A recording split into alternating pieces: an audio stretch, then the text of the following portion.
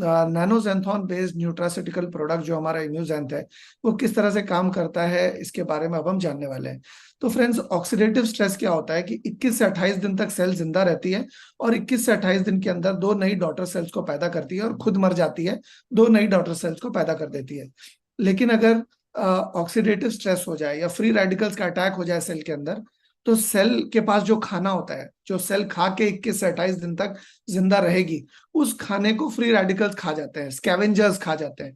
तो जब वो फ्री रेडिकल्स खा जाते हैं तो सेल तो खाना नहीं मिलता सेल को, और जब सेल को खाना नहीं मिलता तो सेल भूखी मर जाती है, और भूखे भूखे रह के वो मर जाती है और दो डॉटर सेल्स को पैदा नहीं कर पाती। तो सेल का बाइनरी सिस्टम जो है शरीर का, वो खराब हो जाता है। मतलब दो डॉटर सेल्स भी आगे दो डॉटर सेल्स पैदा नहीं कर पाएंगी, फिर वो भी आगे दो डॉटर सेल्स पैदा नहीं कर पाएंगी। इसकी वजह से क्या होता है कि सेल की अकाल मृत्यु हो जाती है, और अकाल मृत्यु की वजह से वो पक जाता है और पक के सड़ जाता है। सड़न जब सेलुलर लेवल पे हो तो उसको फर्स्ट स्टेज ऑफ कैंसर कहते हैं। जब सड़न टिश्यू लेवल पे हो, उत्तक के लेवल पे हो, तो उसे सेकेंड स्टेज ऑफ कैंसर भी कहा जा सकता है। और जब वो ऑर्गन लेवल पे चली जाए तो उसको थर्ड स्टेज ऑफ कैंसर कहते हैं। और जब वो ऑर्गन टू ऑर्गन फैलना शुरू हो जाए तो उसको फोर्थ स्टेज ऑफ कैंसर कहा जाता है। अब ये जो ऑक्सीडेटिव स्ट्रेस है वो बेसिकली फ्री रेडिकल्स की वजह से होता है, जो कि बॉडी में डीएनए को भी डैमेज कर सकते हैं, जैसा कि अभी सर ने भी बताया था, और वो एजिंग को भी बढ़ाते हैं। 40 साल का आदमी 45 साल का लगता है, 45 साल का आदमी 50 साल का लगता है। सेल को डैमेज कर सकते हैं, हमारे शरीर में प्रोटीन को डैमेज कर सकते हैं। प्रोटीन से ही हमारी मांसपेशियां बनती है। प्रोटीन जो लॉन्ग चेन प्रोटीन्स होते हैं अमाइनो एसिड के तौर पे, उससे हमारे हॉर्मोन्स बनते हैं, उससे हमारी जो इम्यूनिटी सिस्टम बनता है, उससे हमारे पूरे शरीर का गठन होता है। सेल भी उसी से बनती है, प्रोटीन से। तो बेसिकली ये शरीर में काफी नुकसान पहुंचाने के लिए काफी होता है ऑक्सीडेटिव स्ट्रेस। आपने देखा होगा बहुत सारे लोग टेस्ट करवाते हैं, लेकिन उनके टेस्ट में कुछ भी रिपोर्ट निकल के नहीं आती, क्योंकि मतलब उनको तकलीफ भी होती है और रिपोर्ट भी उनकी ओके आती है। उनको ऑक्सीडेटिव स्ट्रेस की वजह से प्रॉब्लम होती है, क्योंकि ऑक्सीडेटिव स्ट्रेस एक ऐसी चीज है जो कि किसी भी रिपोर्ट में पकड़ में नहीं आता, क्योंकि ऑक्सीडेटिव स्ट्रेस का कोई भी टेस्ट मार्केट में नहीं है। फ्री रेडिकल्स क्या होते हैं? हर एक एटम के तीन अलग अलग एलिमेंट्स होते हैं न्यूक्लियस के अलावा, इलेक्ट्रॉन, प्रोटॉन और न्यूट्रॉन। इलेक्ट्रॉन कभी भी किसी एटम से ज्यादा चला जाए और किसी एटम में कम हो जाए तो वो अनस्टेबल हो जाता है, वो छटपटाने लगता है, वो चारों तरफ जा जाके कहता है अरे देखो ना मेरा बच्चा खो गया। वो निरूपा राय जैसे बच्चा खो जाने पर जैसे परेशान हो जाती थी, ठीक उसी तरह से निरूपा राय के बच्चे खो जाते हैं, इलेक्ट्रॉन, प्रोटॉन और न्यूट्रॉन। अमर अकबर, एंथनी ऐसे खो जाते हैं। और ये खोने के बाद, इलेक्ट्रॉन को खोने के बाद, इलेक्ट्रॉन ही खोता है या आता है, तो इलेक्ट्रॉन के खोने के बाद वो अनस्टेबल हो जाते हैं, हाईली रिएक्टिव हो जाते हैं। और हाईली रिएक्टिव होने के बाद वो काफी सारा नुकसान, जहां जहां वो टच करते हैं, जहां जहां वो जाते हैं, मतलब अनस्टेबल तौर पे, वहां पर एक चेन रिएक्शन पैदा कर देते हैं। तो ये फ्री रेडिकल्स क्या क्या नुकसान कर सकते हैं हमारे शरीर के अंदर? सेल को, प्रोटीन को और डीएनए को डैमेज कर सकते हैं। न्यूरोलॉजिकल यानी कि ब्रेन से रिलेटेड डिसऑर्डर, सांस से रिलेटेड डिसऑर्डर, हड्डियों से रिलेटेड, या ऑटो इम्यून प्रॉब्लम यानी कि इम्यून सिस्टम को कुछ इस तरह से बिगाड़ देने की क्षमता रखते हैं जो फिर से कभी भी उसको सही तरह से सही ना किया जा सके। सेक्सुअल डिजेनरेशन, आजकल बहुत कम उम्र में लोगों को प्रजनन तंत्र में बहुत दिक्कत आती है और उनको आर्टिफिशियल फर्टिलिटी सेंटर में जाना पड़ता है। या अगर आर्टिफिशियल फर्टिलिटी सेंटर की नौबत ना भी आए तो उनका जो सेक्सुअल ड्यूरेशन है वो बहुत कम हो जाता है। तो अगर सेक्सुअल डिजेनरेशन भी ऑक्सीडेटिव स्ट्रेस के कारण हो सकता है। इसके अलावा उनकी एज, आंतरिक एज बहुत स्पीड में बढ़ती है। जैसे कि अंदरूनी एज उनके ऑर्गन्स की हो सकता है 50 साल हो, लेकिन उनकी आधार कार्ड के हिसाब से एज 40 साल की होगी।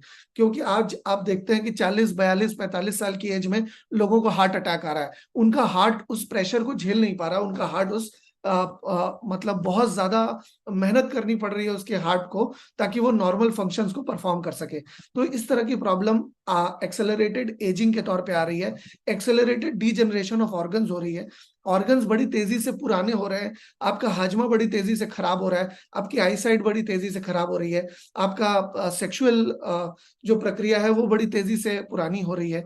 और हार्मोनल इरेगुलरिटीज, कभी कभी कॉर्टिसोल का बहुत नियंत्रण से ज्यादा हो जाना, कभी कभी एस्ट्रोजन का नियंत्रण से ज्यादा हो जाना, कभी थायराइड, थायरॉक्सिन का नियंत्रण खराब हो जाना, कभी ज्यादा कभी कम, इस तरह से बहुत सारे हार्मोन्स होते हैं शरीर में, अलग अलग चीजों के लिए रिस्पॉन्सिबल होते हैं। किसी हार्मोन का कभी कभी बढ़ जाना और किसी किसी का कम हो जाना, इसकी ये ऑक्सीडेटिव स्ट्रेस के कारण हो सकता है। अब इम्यूजेंथ ये किस तरह से और क्या कर सकता है ये भी हम जानते हैं। ये एक यूनिक ब्लेंड है नेचुरल इंग्रेडिएंट्स का, जो कि बायोएक्टिव कंपाउंड से रिच है। ऐसे इंग्रेडिएंट्स जिसमें जेंथॉन्स हैं, फ्लेवोनॉइड्स हैं, कैरोटीनॉइड्स हैं, विटामिन सी है, नैनो जेंथॉन्स हैं, और इनरिच्ड बायो अवेलेबिलिटी इसके अंदर ये की गई है, क्योंकि इतने छोटे अंश को डाला गया है। नैनो टेक्नोलॉजी का क्या मतलब हुआ कि जब किसी भी मतलब बड़ी चीज को एक छोटे अंश में, इतने छोटे अंश में बना दिया जाए ताकि वो सेल के अंदर डायरेक्ट प्रवेश कर सके। क्योंकि हमारी कोशिका, अभी सर ने बोला था कि कई लाख, कई करोड़ कोशिकाएं होती है हमारे शरीर के अंदर, कई करोड़ से भी ज्यादा कोशिकाएं होती हैं। तो एक कोशिका के अंदर अंश चला जाए, वो इतना छोटा उसको बना देते हैं कि वो कोशिका से भी कई गुना, कई हजार गुना छोटा अंश उसको बनाया जाता है, ताकि कोशिका के अंदर वो आसानी से प्रवेश कर सके। तो उसको नैनो पार्टिकल कहते हैं। वो पार्टिकल इतना छोटा होता है और उसको टेक्नोलॉजी की मदद से तोड़ा जाता है ताकि उसकी गुणवत्ता बिल्कुल नष्ट नहीं होती। इसको नैनो पार्टिकल कहते हैं या नैनो टेक्नोलॉजी कहते हैं, जिसको टेक्नोलॉजी की मदद से पहले से इतने छोटे अंश में बदल देते हैं ताकि वो सेल के अंदर डायरेक्टली प्रवेश कर जाए और उसको हाजमे के प्रोसेस के थ्रू होकर ना गुजरना पड़े। नैनोजेंथॉन्स जो है वो इम्प्रूव्ड बायो अवेलेबिलिटी उनकी हो जाती है और एब्जॉर्प्शन उनका ज्यादा हो पाता है। अमूमन हम कभी भी किसी भी तरह का कोई भी खाना खाते हैं तो that is subject to absorption. कहते हैं कि ये इंपॉर्टेंट नहीं है कि आपने क्या खाया, ये इंपॉर्टेंट है कि आपने क्या पचाया। जब भी आप खाते हैं तो आपके जठर अग्नि प्रज्वलित होती है और आपके मेटाबॉलिज्म में हीट जनरेट होती है किसी भी खाने को एब्जॉर्ब करने के लिए। और किसी भी, और बहुत सारे वाइटामिन, बहुत सारे ऐसे मिनरल्स होते हैं जो हीट सेंसिटिव होने के कारण उस हीट को एब्जॉर्ब करके उनकी पोटेंसी कम हो जाती है और शरीर के अंदर एक सीमित एब्जॉर्प्शन होता है। आपने 100 मिलीग्राम कोई चीज खाई तो वो 100 की 100 मिलीग्राम एब्जॉर्ब नहीं होती। ठीक उसी तरह से, जिस तरह से अगर आप 1 kg गन्ने का रस निकालने की कोशिश करेंगे तो 1 kg गन्ने से 1 kg रस कभी भी नहीं निकलेगा, क्योंकि कुछ गूदा अलग हो जाएगा और कुछ गूदे के साथ साथ कुछ मतलब उसमें से रस कुछ निकलेगा और गूदा बाकी वेस्ट के तौर पे अलग हो जाएगा। ठीक उसी तरह से यहाँ पर भी बायो एक्टिव कंपाउंड, जैसे कि अभी कुरकुमिनॉइड्स के बारे में सर समझा रहे थे कि कुरकुमिनॉइड्स उसका बायो एक्टिव कंपाउंड है जो कि हल्दी के अंदर एक्चुअली फंक्शनल इंग्रेडिएंट है। ठीक उसी तरह से इसमें भी 18 इंग्रेडिएंट्स हैं जिसके बायो एक्टिव कंपाउंड इसके अंदर डाले गए हैं। मान लीजिए अगर आपने एक ट्रक भर के अगर क्रैनबेरी खाई है तो उसका बायोफ्लेवोनॉइड आपको एक कह लीजिए एक इम्यूजेंथ के एक डोज में मिल जाता है, एक ट्रक कैनबेरी के बराबर का, 2 ट्रक कह लीजिए स्ट्रॉबेरी के बराबर का, और कह लीजिए आधा टेम्पो मैंगोस्टीन के बराबर का आपको मैंगोस्टीन मिल जाता है, क्योंकि इसमें बायो एक्टिव कंपाउंड उसका डाला गया है और बाकी का अंश नहीं है जो कि हमारे हाजमे के जरिए वैसे भी शरीर से बाहर निकल जाता है। ये नैनो कंपाउंड डाला गया है, नैनो बायो एक्टिव कंपाउंड डाला गया है जो कि सक्रिय भी है और फंक्शनल भी है, और वो सीधा का सीधा हमारे सेल के अंदर प्रवेश करता है, उसको बाकी के सिस्टम के अंदर इन्वॉल्व होने की कोई जरूरत नहीं होती। इसके अलावा एडवांटेजेस क्या है नैनोजेंथॉन्स के? इसका सेल्यूलर अपटेक ज्यादा है, यानी कि अगर शरीर के अंदर 100 मिलीग्राम अगर जैंथ प्रो कह लीजिए इम्यूजेंथ जा रहा है तो 100 मिलीग्राम ही उसका एब्जॉर्प्शन होगा, उसका थोड़ा भी वेस्ट नहीं हो पाएगा, क्योंकि वो हाजमे के प्रोसेस में इन्वॉल्व ही नहीं होगा। वो पहले जब सिस्टम के अंदर जाएगा तो सिस्टम देखेगा कि ये पहले से ऑलरेडी हजम किया हुआ है, तो क्योंकि ऑलरेडी ये हजम किया हुआ है तो इसको हाजमे के प्रोसेस के थ्रू गुजारने की जरूरत ही नहीं है। तो शरीर हमारा इंटेलिजेंट है, वो उसको आगे बढ़ा देगा और जहां उसको एब्जॉर्ब होना है वहां पर ले जाकर उसको ठहरा देगा ताकि बॉडी उसको सही तरीके से एब्जॉर्ब कर सके। इसके अलावा इनहैंस सॉल्युबिलिटी है वेरियस मीडियम्स के द्वारा। हमारे शरीर के अंदर 2 तरह के विटामिन होते हैं, एक वाटर सॉल्युबल होते हैं, एक फैट सॉल्युबल होते हैं। इसके अंदर कुछ ऐसे मीडियम्स डाले गए हैं जिससे फैट सॉल्युबल मॉलिक्यूल्स भी एब्जॉर्ब हो पाए और वाटर सॉल्युबल मॉलिक्यूल्स भी सही तरीके से एब्जॉर्ब हो पाए, जिसको आगे चल के मैं आपको बताता हूँ। अगर बहुत ज्यादा टेक्निकल हो जाएगा तो कोई बात नहीं, मैं किसी दिन ज्यादा समय मिलेगा तो मैं इसको बहुत सरल तरीके से और भी डिटेल में बताऊंगा।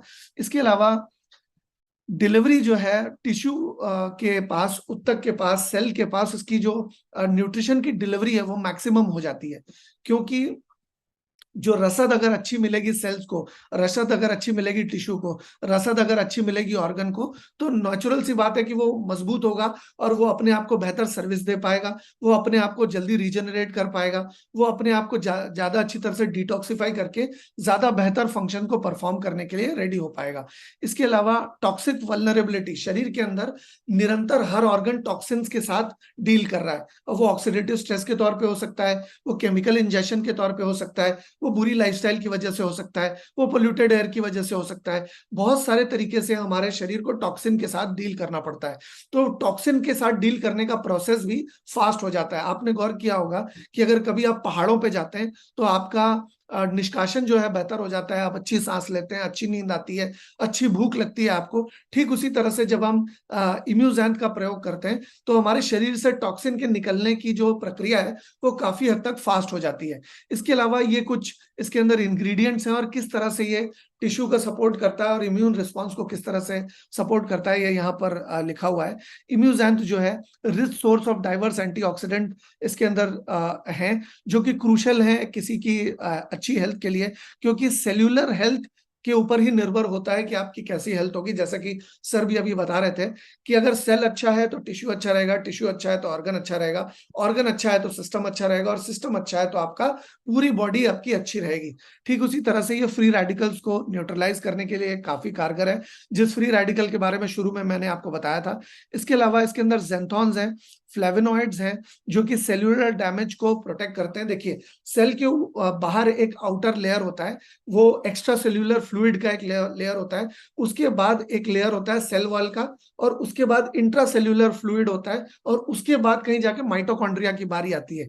यानी कि सेल भी 3 लेयर से प्रोटेक्टेड है, outer layer of water, inner layer of water, और बीच में सेल वॉल, सेल मेम्ब्रेन कहते हैं, जो कि फैट से बना हुआ होता है। तो अभी क्या है कि ज़ैंथोन्स क्या करते हैं कि नेचुरल फ्री रेडिकल का जो अटैक है उसको आने से रोकते हैं, सेल को डैमेज होने से रोकते हैं, और ऑक्सीडेटिव स्ट्रेस को शरीर में होने से रोकते हैं, किसी भी तरह के स्ट्रेस से इंड्यूस डैमेज को होने से रोकते हैं। विटामिन सी जो है आपके कोलेजन सिंथेसिस में, आप देखिए 2 तरह की चीजें होती हैं, एक आपके कोलेजन होता है और एक इलास्टीन होता है। इलास्टीन आपकी स्किन खींचने के बाद आप देखेंगे, स्किन खींचने के बाद वापस जगह पे बैठ जाएगी, वो इलास्टीन होता है। और आपकी जो बाउंस होती है स्किन की, जैसे आप ये दबाएंगे और बाहर आ जाएगा, तो ये जो वर्टिकल बाउंस है वो कोलेजन के लिए रिस्पॉन्सिबल है। आप देखेंगे कि जब किसी की एजिंग हो जाती है, जब किसी की उम्र हो जाती है, कह लीजिए 35, 40, 45, 50 के आसपास, तो यहाँ पर झुर्रियां आना शुरू होती है, यहाँ आंख के आसपास झुर्रियां आना शुरू होती है, यहाँ पर शिकन आना शुरू हो जाती है, नेचुरल जो शिकन होती है, या नेचुरल जो मतलब वेयर एंड टेयर है स्किन की, वो होना शुरू हो जाती है कोलेजन के रिप्रोडक्शन के कमी की वजह से। तो ये आपके कोलेजन और टिश्यू रिपेयर सिस्टम को बढ़ा देता है, होलिस्टिकली बढ़ा देता है, और नेचुरल तरीके से कोलेजन फॉर्मेशन को बढ़ाता है। इसके अलावा इंप्रूव्ड इम्यून रिस्पांस किस तरह से ये दे पाता है, इसके अंदर कैरेटिनॉइड्स होते हैं जो कि इम्यून फंक्शन को सपोर्ट करते हैं। इसके अंदर स्किन हेल्थ को सपोर्ट करने के काफी सारे चीजें होती हैं। एंटीऑक्सीडेंट्स होते हैं जो स्किन की रेडियंस और वाइटलिटी को बचाए रखते हैं, सिस्टमैटिक वेलबींग को मेंटेन करके रखते हैं, और हमारी ओवरऑल हेल्थ को एंटीऑक्सीडेंट सपोर्ट प्रदान करते हैं। तो इम्यूजेंथ जो है बेसिकली वो कई सारे अलग अलग टेस्ट के थ्रू होकर गुजरा है। DPPH test, ABTS test, FRAP test, ये सारे अलग अलग तरह के टेस्ट होते हैं किसी भी सप्लीमेंट के, किसी भी नेचुरल सप्लीमेंट के एफिकेसी को टेस्ट करने के लिए। मैं इसको साधारण शब्द में आपको बताऊंगा, मॉलिक्यूलर डॉकिंग की टेस्ट होते हैं, मॉलिक्यूलर डॉकिंग के, कि मॉलिक्यूलर डॉकिंग का स्कोर क्या आता है। अगर मॉलिक्यूलर डॉकिंग का स्कोर हाई आ रहा है, 14 या उसके आसपास आ रहा है, या 12 या उसके ऊपर आ रहा है, तो उसको अच्छा माना जाता है।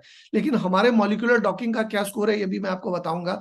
GCMS एनालिसिस भी होते हैं जो कि हमारे प्रोडक्ट को एनालाइज करके कंपेयर करते हैं कि वो कितने अच्छे और कितने बेहतर है। DPPH टेस्ट आपके अलग अलग तरह के फ्री रेडिकल्स को डाल करके टेस्ट किया जाता है। नेचुरली जो शरीर के अंदर जिस तरह का माहौल होता है उस तरह का माहौल बाहर बनाया जाता है। आगे चल के मैं उसके बारे में बताता हूं, ताकि होलिस्टिक हेल्थ को मेंटेन किया जा सके और वाइटलिटी और वेलनेस को बेहतर किया जा सके। एंटीऑक्सीडेंट इवैल्यूएशन के अलग अलग टेस्ट होते हैं, जैसे कि मैंने आपको बताया DPPH, FRAP, ABTS, ये अलग अलग तरह के एंटीऑक्सीडेंट पोटेंशियल को टेस्ट करने के लिए टेस्ट होते हैं, जो कि एक आपके नॉर्मल एनवायरनमेंट में होता है हवा में, और एक पानी के अंदर होता है, क्योंकि पानी के अंदर भी ऑक्सीडाइजेशन होता है। तो एक नॉर्मल इसके अंदर होता है हवा में, एक पानी के अंदर होता है, और एक उसकी इम्यूनाइजेशन या ऑक्सीडेटिव एबिलिटी को चेक करने के लिए टेस्ट होता है।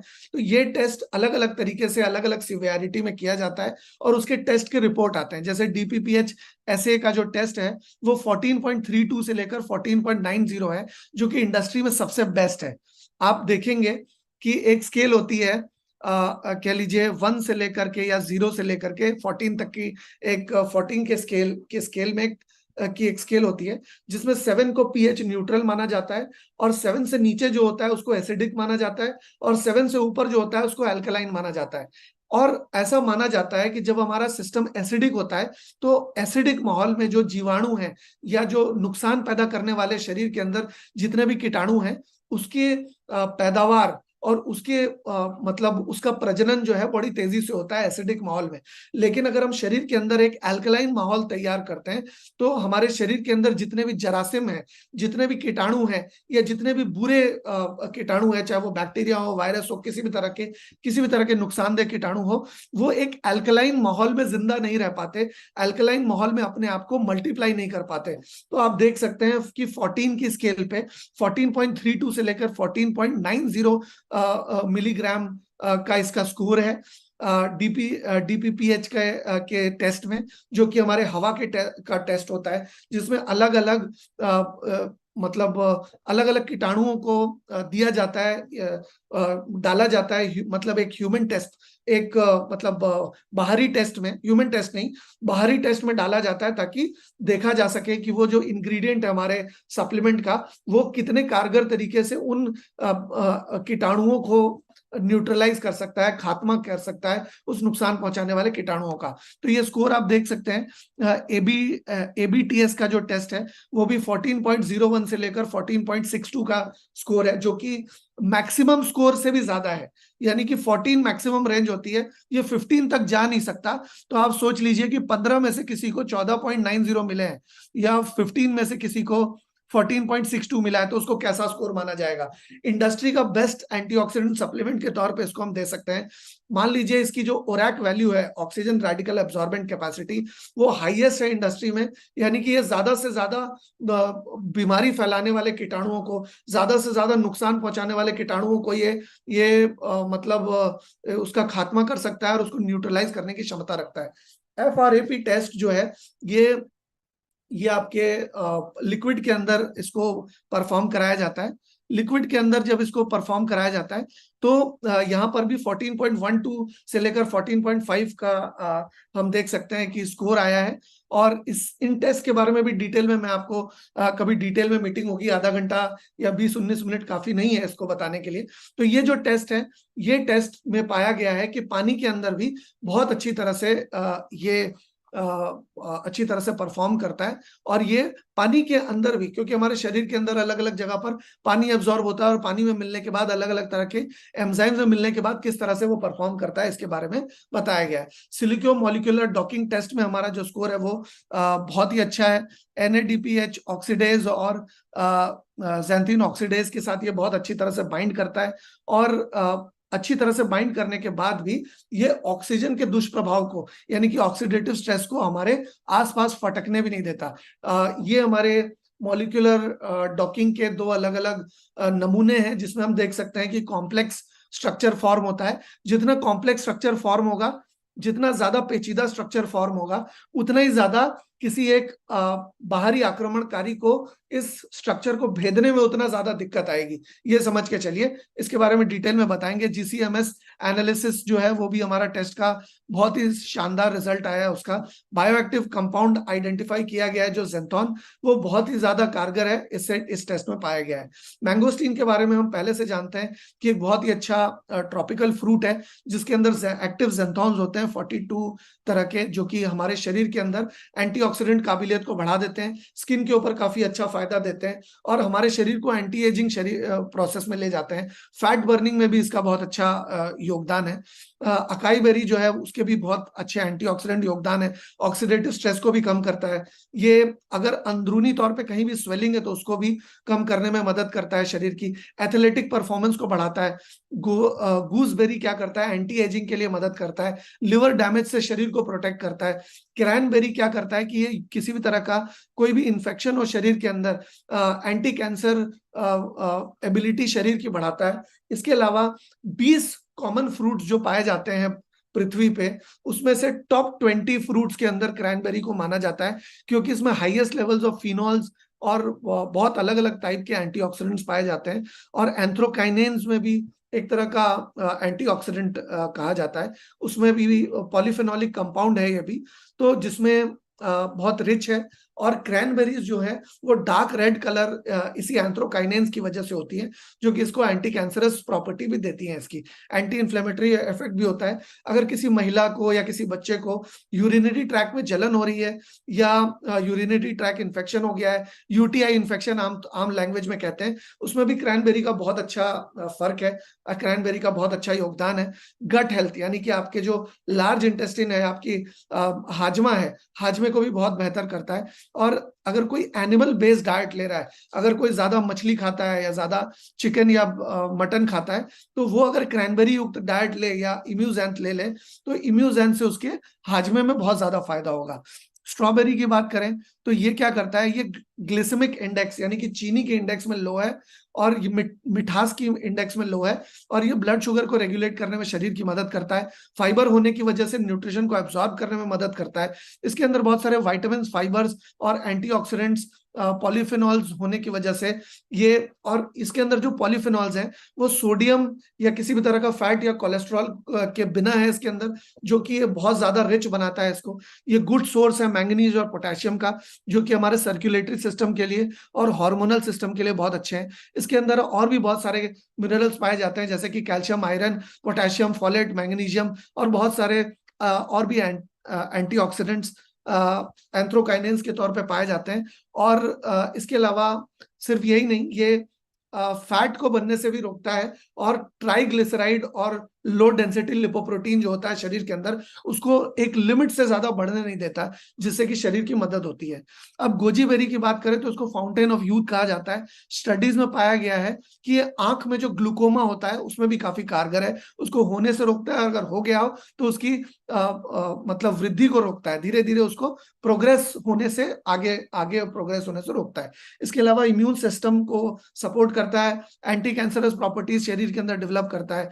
इसके अलावा हेल्दी स्किन को प्रमोट करता है, शुगर रेगुलेट करने में शरीर की मदद करता है। किसी भी तरह का डिप्रेशन हो, एंजाइटी हो या नींद ना आ रही हो, तो उसको प्रमोट करने में, उसको बेहतर करने में शरीर की मदद करता है। लिवर के डैमेज को बेहतर करने में या अच्छी बेहतर नींद आने में शरीर की मदद करता है। चेरी की बात करें तो ये भी ऑक्सीडेटिव स्ट्रेस से रोकती है। मल्टीपल क्रॉनिक प्रॉब्लम से शरीर को बचाने में शरीर की मदद करती है, प्री मैच्योर एजिंग में मदद करती है। इसमें पॉलीफेनॉल्स बहुत ज्यादा होते हैं, जो कि एक तरह के प्लांट के केमिकल होते हैं, जो कि सेल के डैमेज से, इन्फ्लेमेशन से और ओवरऑल हेल्थ को प्रमोट करने के लिए शरीर की मदद करते हैं। इसमें काफी सारे कैरोटेनॉइड पिगमेंट्स होते हैं, जो कि बीटा कैरोटीन को शरीर में प्रमोट करते हैं। विटामिन सी इसमें बहुत अच्छी खासी तादाद में होता है।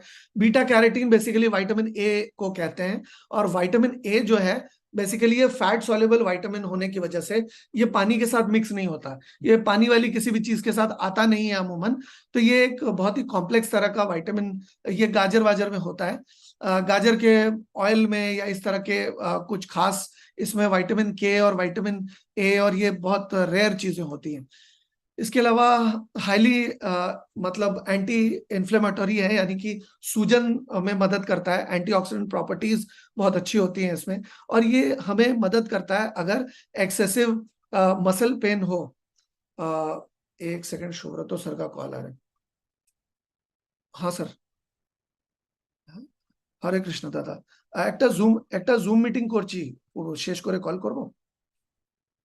এই মাত্র, 10-15 মিনিটের মধ্যে হয়ে যাব, 10 মিনিটের মধ্যে কল করছি। ওকে, ओके दादा।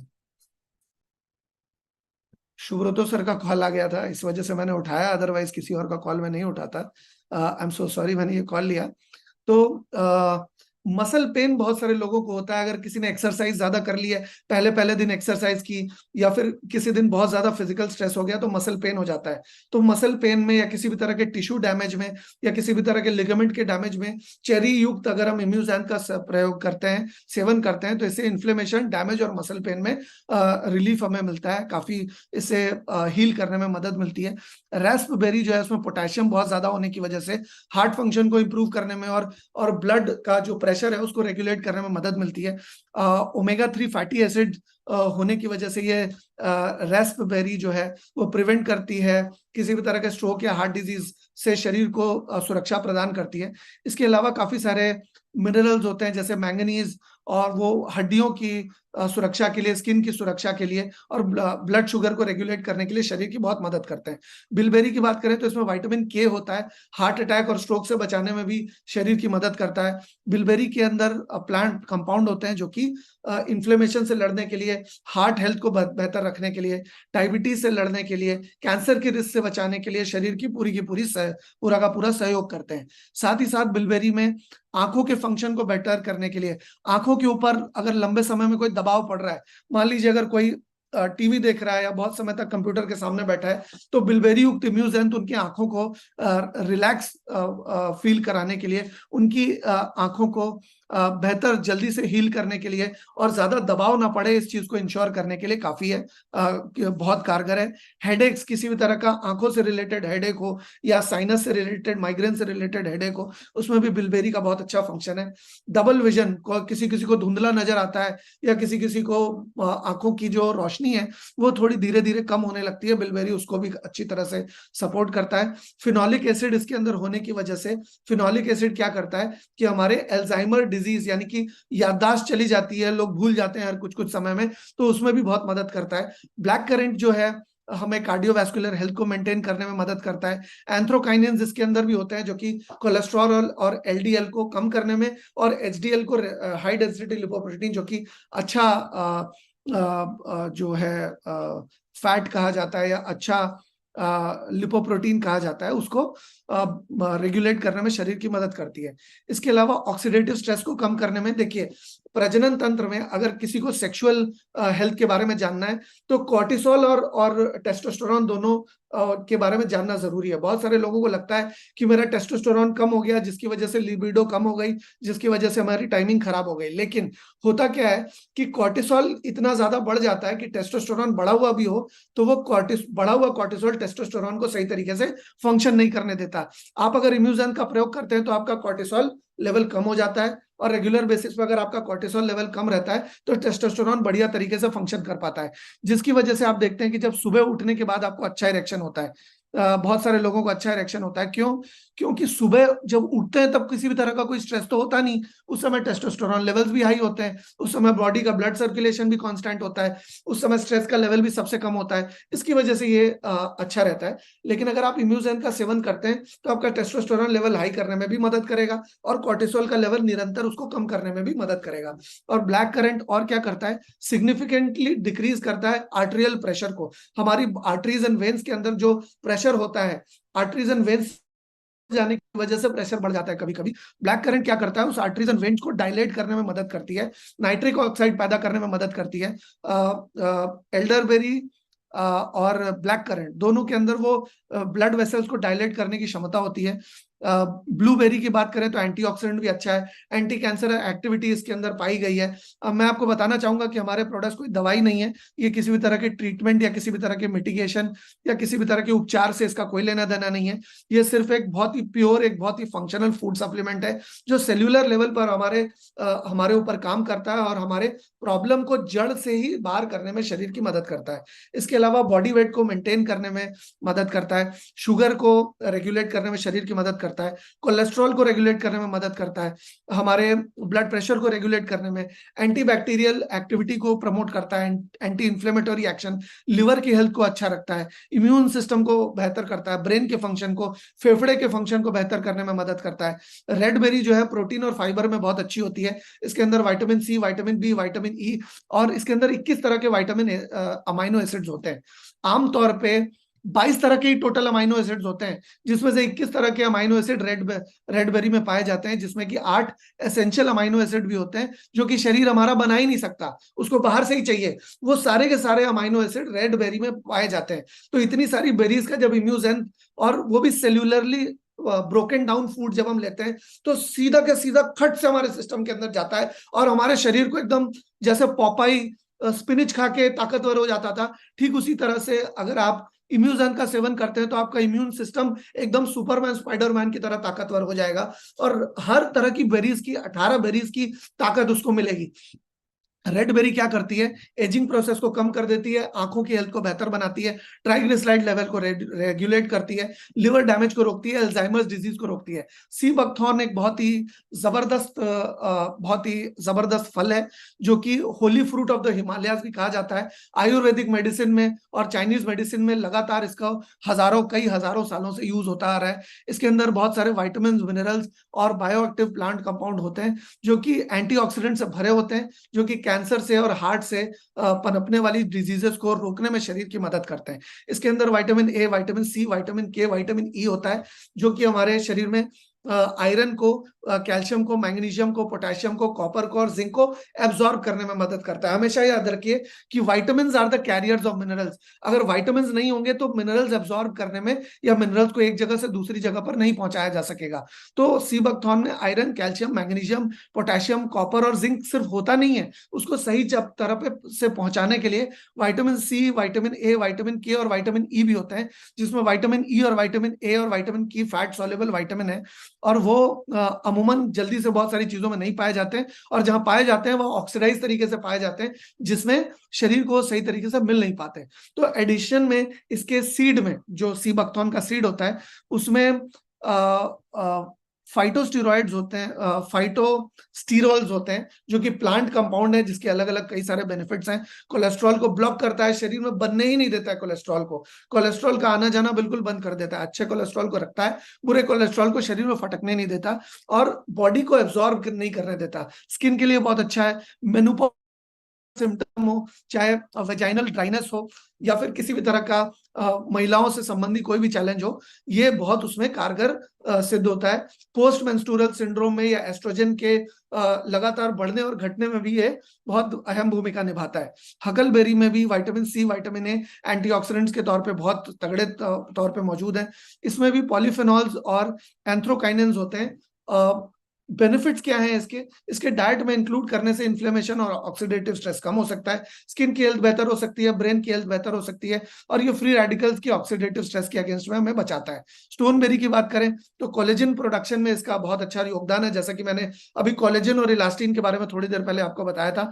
नर्वस सिस्टम और नर्व्स और मसल्स में बहुत अच्छी तरह से ये सर्विस करने में कारगर है। आंखों के लिए अच्छा है, दांत के लिए अच्छा है, हाजमे के लिए अच्छा है, और मोटापा जल्दी से होने नहीं देता शरीर के अंदर, और इम्यूनिटी सिस्टम को बहुत अच्छी तरह से बूस्ट करता है। एल्डरबेरी की बात करें तो एल्डरबेरी के अंदर अल्फा ल्यूनोनिक एसिड होता है, जो कि एक तरह का ओमेगा 3 होता है। वो हार्ट के लिए भी अच्छा होता है, स्किन के लिए भी अच्छा होता है, और वो हमारे बहुत सारी चीजों में अच्छा होता है। कहते हैं अगर एल्डरबेरी को किसी भी इंग्रेडिएंट के साथ मिला देते हैं तो आप उस इंग्रेडिएंट की एफिकेसी को बढ़ा देते हैं। ये जो हिपोक्रेट्स थे, जो 400 मतलब जीसस क्राइस्ट के पैदा होने के भी 400 साल पहले से जो मतलब मेडिसिन और नेचुरल मेडिसिन के फादर माने जाते हैं, वो फादर ऑफ मेडिसिन कहे जाते हैं, उनको मेडिसिन चेस्ट यानी कि एक दवाई का डब्बा कहते थे एल्डरबेरी को। तो एल्डरबेरी की बहुत सारी और भी खासियतें, किसी और दिन एल्डरबेरी के बारे में डिटेल में बात करेंगे। मलबेरी की बात करें तो इसके अंदर फाइबर बहुत अच्छा होता है, और ये देखिए मैंने आपको बताया था कि इसके अंदर फाइबर जो होता है 25% वाटर सॉल्युबल होता है, और 75% लिग्निन के फॉर्म में होता है, जो कि ऑयल सॉल्युबल होता है, जो कि फैट सॉल्युबल होता है। फैट सॉल्युबल होने की वजह से ये फैट सॉल्युबल विटामिन को एब्जॉर्ब करने में भी मदद करता है, और ये वाटर सॉल्युबल विटामिन को एब्जॉर्ब करने में भी शरीर की मदद करता है। ये मलबेरीज में बहुत सारे प्लांट कंपाउंड्स होते हैं। इसमें विटामिन सी, आयरन के अलावा विटामिन सी और विटामिन K1 और पोटेशियम भी मौजूद होता है। पोटेशियम होने की वजह से ये हमारे नर्वस सिस्टम के फंक्शन को, हमारे ब्रेन रेगुलेशन को, हमारे इंपल्सेस को, हमारे पूरे के पूरे सर्कुलेटरी सिस्टम को बहुत अच्छी तरह से ये प्रमोट करता है, हेल्प करता है। ग्रेप की बात करें तो ट्रेस अमाउंट्स में मेलाटोनिन होता है इसके अंदर, जो कि ग्रेप्स में पाए जाने की वजह से हमें नींद अच्छी आती है, और जितनी अच्छी नींद होगी उतनी अच्छी आपकी रिकवरी होगी, उतना अच्छा आपका अगला दिन होगा, क्योंकि जब हम रात को सो रहे होते हैं तब हमारे शरीर के जितने भी ऑर्गन्स हैं वो रेस्ट लेकर के वो अपने आप को हील करते हैं। तो इसके अलावा आर्टरीज की हार्डनिंग से ग्रेप्स रोकते हैं, और मतलब हमारी धमनियों और सिराओं को कड़ा नहीं होने देते। ब्लड प्रेशर को रेगुलेट करने में मदद करते हैं। हार्ट अटैक से हमारे शरीर को प्रिवेंट करते हैं, हमारे शरीर को मदद करते हैं ताकि जल्दी से हार्ट से संबंधित समस्या में ना हो। इसके अलावा विजुअल रेंज बढ़ाने में मदद करते हैं। डिस्कम्फर्ट, ग्लेयर, अगर कोई तेज आंख में रोशनी चमके तो जिससे जो दिक्कत होती है उससे शरीर को बचाने में मदद करते हैं। इसके अलावा विजुअल कॉन्ट्रास्ट को बढ़ाने में भी हमारे शरीर की मदद करते हैं।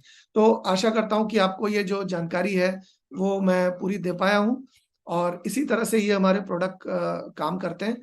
ये जो है आप देखेंगे कि किसी को भी अगर ब्लड लिया जाता है तो सबसे पहले उसके किसी भी टेस्ट करने में उसका ब्लड लिया जाता है। तो ब्लड आप किसी का भी निकाल रहे हैं तो उसके अंदर 52 अलग अलग तरीके के इंग्रेडिएंट्स होते हैं, जिससे पता चलता है कि उनकी ओवरऑल हेल्थ क्या है।